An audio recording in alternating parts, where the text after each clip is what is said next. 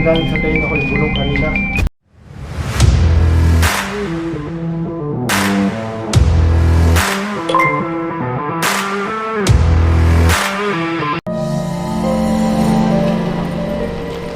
So welcome to Casa. So ito po yung ano po sa inyo, Sir Ed. Kasi mayroon na akong nakita doon, may matanda sa kulip sa Dito po sa hallway. Vivi, hallway nga, yun nga. So, Yun yung tumatawid dyan. tumatawid po siya palagi. Ayun po yung mga nakikita ng mga player po namin. Tapos Nakabahan na sila yun. gusto nyo po muna sir magpahinga or ano? Hindi, ano, Kain muna. Bigyan niyo muna ako ng ano ba yung mga ginagawa nila para matulis. Apo. Maano natin, ma-assess kung ano Apo. klase sila. So, basically, ito po yung mga bata po dito. Player po sila ng Mobile Legend. Ayun po yung ginagawa po nila ngayon dito. Parang bootcamp po siya. Dito po yung bahay ko. Dito yung pinag-i-stayan nila. Nagpa-practice po sila palagi. So, sa mga upcoming po nilang tournament and events. Mga ganun po. Sino yung nagkaroon ng close contact tsaka encounter na Yung asawa ko din po, may nakita po siyang Bata na tumalon po sa... May balcony po kasi kami sa likod po. Sa taas ng Tapos master tapos yung mga kasambahay din po. Tapos si Si Vinjas. Princess yung madalas. Gusto po muna sila makausap. Siya yun. Kaso po Sir Ed, kasi nung ginawa po itong bahay, yung architect ko po, pati engineer ko po, hindi po sila talaga, like takot na takot po sila pumasok sa kwarto ko. Tapos po dito po sa bootcamp sa taas po, sa hallway papuntang studio po. Kasi magkatapat po yung bintana ng kwarto namin dun sa streaming nila. Andun sila ate May sa nakikita kwarto akong ni Mama. dumadaan palagi. So nung ginagawa tong bahay ko po, Tapos nung turnover, naabisuan ko kami na parang sinasabi, may isang bata, isang babae, isang lalaki. Yun po yung parang sinabi sa amin nung pagka-turnover ng bahay. Nung time na yun, hindi pa kami masyadong naniniwala. Kasi wala pa rin basically ako hindi po nito. na-encounter.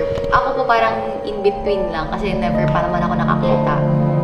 Until nung pagkalipat po namin, buntis pa po ako nun, parang ilang months pa lang after lipat namin dito. Yun po, dun ko nakita yung bata na tumalon sa relo. lupa pa lang, Opo, tapos opo. tinayuan. Opo. Okay. Yung lugar bago tinayuan to, marami bang puno? Maano ba siya? Ay hindi po, ano lang po siya, patag lang po siya, parang pinapastolan po ng mga baka. Okay, makakukit siya. Opo, parang ganun. Alaman natin. Opo. Pagka hanapin lang natin yung pinaka strongest spot nila. Tapos doon na tayo. Mag-a-assess po. Alam, minsan kasi may dahilan bakit sila nagpunta sa ganito, bakit sila nag-stay. So, yun yung dapat muna natin malaman. Opo. At least, alam natin kung may dahilan ba sila, bakit sila nandito. Yan po si Princess, or Beautiful Princess. Siya po yung one of dito po na tao naka-encounter. Ay, doon po sa may studio po. Nung unang araw ko po dito mag-start ng trabaho. Bale sa dalawang toilet na magkatapat, yung dito po. Nag-open po yung faucet.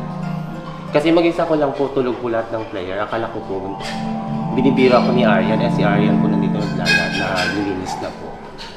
Chinek ko po, walang namang tao. Kinatok ko pa, walang tao sa loob. Pero naka-open yung faucet. Tapos dito po sa likod, yung Ba't kinakabahan ka? Yung pong sa likod po yung mga yung yapak po, nakakala mo to, tumatakbo po dyan sa labas. Bali, puro bato-bato po kasi sa likod. Kaya alam mo po yung normal na yapak ng tao sa yapak po ng hayop eh. Pero mabilis po yung yapak na talaga. Yung anino po na korting tao pero anino naman po siya. Yun yung tinanong ko sa kanila. Anino. Kasi nakita ko naman, nakita ko sila sa taas, sa sarap sa pinaka-glass. Imposible naman tao kasi Opo. Kasi minsan pa pag anino, titignan mo sa ibaba po. Pero hindi po eh, nakatayo po siyang anino. kung ano yung mga ginagawa ng mga yan, kunyari, paparamdam, lumalakad, tumatakbo, ina-assume kasi nila na yung lugar ay kanila.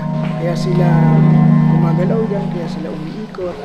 Is parang pakaramdam nila yung lugar, eh, ano na nila, bahay. Yung pong nananakit po ba? Ano po yun? Sila pa rin po ba yun? Or hindi na? Kasi dito po nagsasampay po ako ng damit. Mga past 8 na po yun. May namamato po sa akin dyan sa likod. Hindi ko naman po alam kung sino. Laking takot na. Kasi kung nilalaro po ba or ano po. Hindi, lahat ng ginagawa nila is according do sa capacity na nila. No? Ibig sabihin, kung kaya kanyang batuhin, malakas yun. Malakas na entities yun. Kaya na niyang maghawak na ano. Pero, for sure, hindi siya multo. Elemental siya, mga elemento yan. Yung dumadaan-daan, yung bata, posible pa lang na multo ha. Pero yung anino, hindi yun multo. Definitely hindi siya multo. Yung anino na nakatayo. Ang itsura niya is tao, pero alam mo yung taong grinoon na kulay black lang. Ayun si Vinjas naman. Yung isa pong malakas madalas po maka-encounter dito, isang player ko din po. Yung experience ko, yung brownout muna. Yung nag-brownout nung isang araw ata yun. Kumuha kasi ako pagkain nandun sa kwarto namin. Tapos, ayun, di pababa ako nun. Sakto may parang biglang sumulpot na bata na basketball jersey. Tapos may dala-dala siyang bola. Lagi ako nakakita ng bata dun sa may gilid ng bata lang siya, parang naghahanap ng kalaro ganyan. Tapos dun sa terrace ang madalas ko nakikita sa may kusina. Dun ko pong madalas nakikita yung batang takbo ng takbo. The moment na nakita mo ba siya, as in buo or malinaw? Nakikita ko po siya ng buo as in. Kasi may third eye nga po ako since nung bata pa po. So parang ganito, kung paano mo nakita yung natural na tao, ganun din. Opo, parang ganun din po. Sa taas po, sa studio. Hindi ko po masyado nakita. Pero yung sa may malapit po sa kusina, ayun, kitang-kita po talaga. As in, bata po talaga siya na naka-jersey tapos may hawak na bola lagi. So meron tayong bata, meron akong nakitang matanda, tapos may mga anino. Ang napansin ko kasi, parang yung area is nagkaroon ng mga open portal. One reason is possible yung design, yung kakatapat ng mirror, yung mga doors na nakatapat sa mirror. Yan yung mga possibilities na nagkaroon ng open na portal o yung lagusan. Bago yung area, di ba? Tapos basa ito, wala. Dati naman itong bakante, pinatayuan lang. So, ang tanong, saan sila nanggaling? Bakit sila dito nag-stay? Isang possibilities is maaring may nag-attract sa kanila. Paglipat niyo, meron na daw po ba kayo agad na-encounter something? Sa akin sir, wala po talaga eh. Like honestly, sa akin wala akong na-encounter eh. Dahil sa skeptic ako, ayun lang po talaga yung sakit pagkasayo yung bahay talaga eh. Parang di mo na pinapansin eh. Tama naman. Di ko lang, kasi ako may-ari ng bahay eh. So kaya wala lang po sa akin talaga eh. Kaya lang, yung ganito kasi. Kasi di ba yung bahay ay pinagawa. After na ma-fully furnished, mapinis na siya, matapos na siya, katapos siya natayo, meron na bang mga nagsabi na meron silang napansin, may nakita? O yung habang yung mga gumagawa pa Yung gumagawa po pa lang po, may nakikita na po. Yung po namin, yung architect po namin, pati yung engineer, hindi po nila kayang kwartuhan yung mga kwarto sa taas po. Kasi natatakot po sila kasi sa side ng bootcamp. So yung architect pati yung engineer dito po nagka-kwarto muna. Pwede po dito. Sure. Ibig sabihin, Dito po talaga muna sila nagka-kwarto. kung nagsimula ito na na doon pa lang sa umpisa, mga gumagawa pa lang, Opo.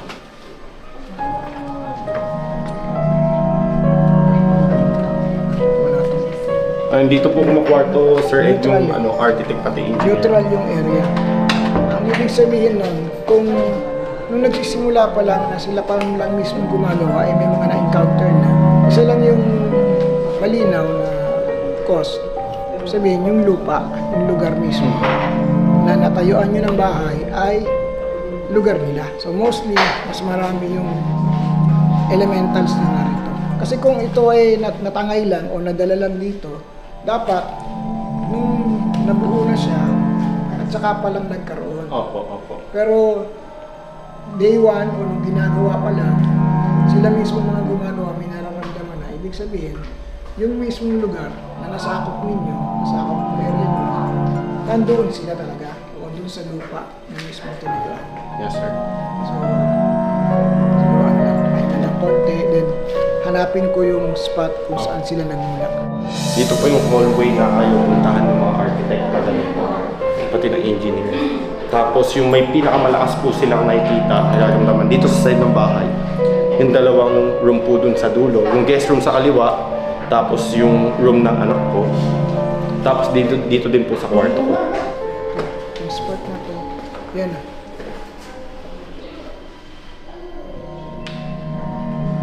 Tumakas pala yung modo na. Ano yung ilaw? I-flicker na yung lights. May presence na.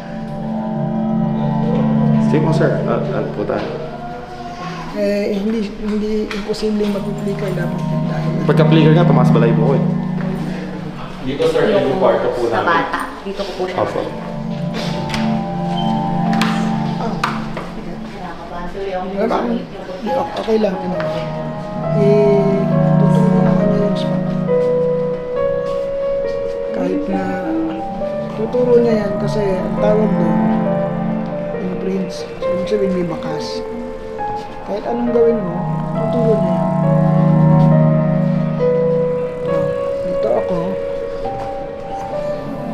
Tuturo niya yan. Ito. Lalagpas na ako dyan. Ayan. So, ito yung spot. Ang pakihila nga po yan. Buksan ko po, sir Ed. Wag mo na, wag mo na. Oo, mamaya may bata. Kaya nga, hindi ako mga ginalaw eh.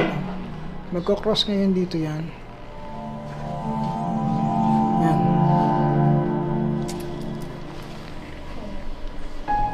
Yan, siya po siya. Okay.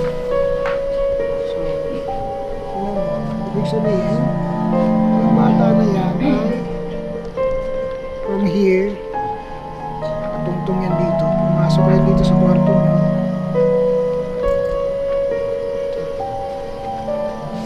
So, lagpasan ko yung spot.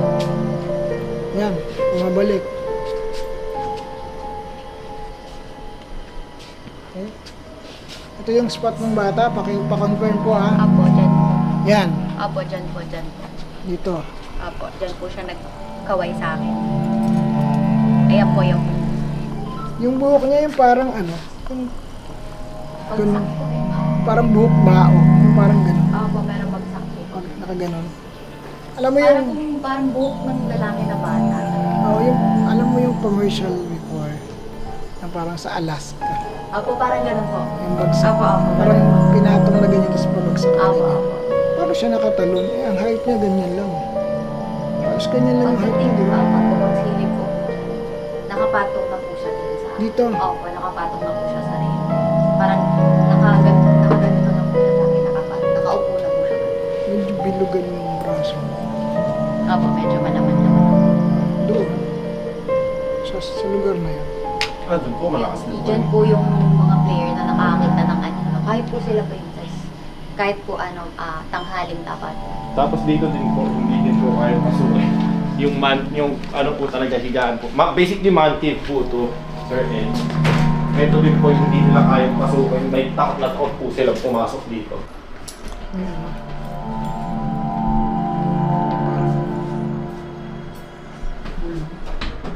Saka ako po ay skeptic po ako like honestly Pero feeling ko parang may nanonood po sa akin dito. Merong nakaano eh.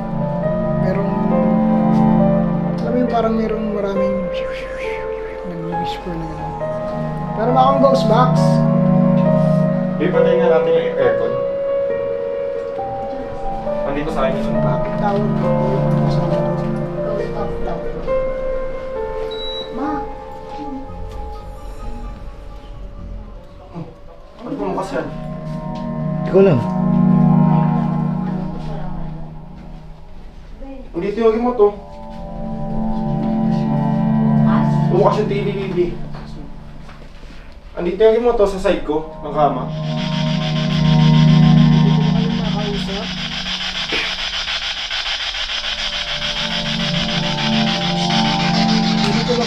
mag-usap. Pwede ko bang malaman kung bakit kayo narito? Pwede mo kayo makausap? Ilan kayong nandito? Dilig mo? Dilig mo sinabi? Opo, dalawa. Ulitin ko, ilan kayong narito? Pwede bang malaman? 2 3 Nasaan kayo? Saang lugar kayo nang gagaling? Gate. May gate. Ibig sabihin, ano to? Baby, yung sinabing dalawa. Ang galing sa tayo ako yung bulong kanina. Okay? Oo. Yung sinabing 2? Oo. Nandun sa ano? Mayroong malaking box. Narinig ko 3. Hindi ko masyado narinig yung 2, pero Saan po yung Alin po, sir? meron bang room dito na merong box na malaki? Box na malaki po. Box. yung brown. 2. Baka po dito yung may cabinet po kaming brown dito. Yung cabinet na pinagawa mo. Alis. Bakit mo ako pinapaalis? Sino ka? Bakit mo ako pinapaalis? Sino ka? Ito. Ito ba ang sinasabi mo?